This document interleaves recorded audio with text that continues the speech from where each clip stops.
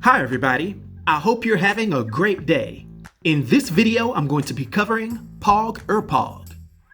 He made his first appearance in X of Swords, Stasis, issue number 1, that was released in October of 2020.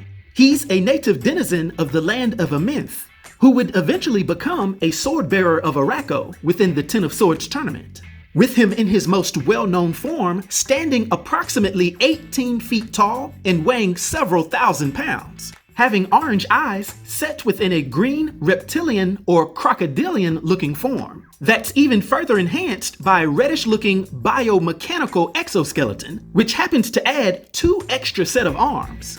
Now, the kicker is that his true form is a smaller 4 foot tall, approximately 130 pound humanoid with small orange eyes, white hair, and green skin with 3 fingers on each hand.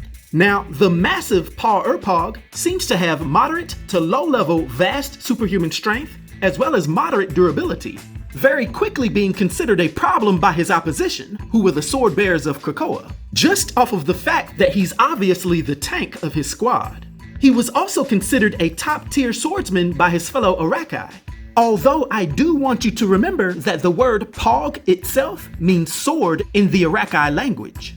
Okay, now we first see Pogg when he was recruited as a Swordbearer of Arakko by War and Pestilence, who offered him various valuable gemstones and the promise of more treasure once they get to Earth. The Ten of Swords tournament itself was actually organized and facilitated by the powerful reality warper Saturnyne. Before the battles began, Saturnyne would hold a brief and elaborate introductory banquet for all the participants. And here it would become obvious to everyone who didn't already know him that Pogg Ur-Pogg rhymes with everything he says, similar to a DC character that we're all familiar with, Etrigan the Demon.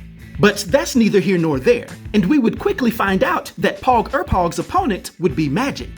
But when the two faced off in their first battle, they wouldn't use swords, and it would just be an arm wrestling match in which Pogg would decimate Magik, thus gaining a point for his Arakko team. There would be other contests that went on between the participants, but we would next see Pogg face off against Magik without using their swords again, this time only being allowed to do hand-to-hand combat.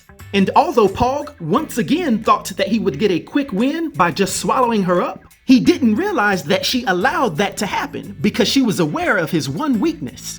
Magik had learned that Pogg means sword and had correctly speculated that he himself was a living weapon, with the massive bioengineered crocodile-like suit being a shell for a smaller, weaker being that lived within. Once she was inside of the massive form, she would lay hold of him and burst through the suit with him in tow, easily knocking out his true form and earning a valued point for the Krakoa team. So I guess the little Pogg will have to go back to the drawing board to be considered a threat anytime soon.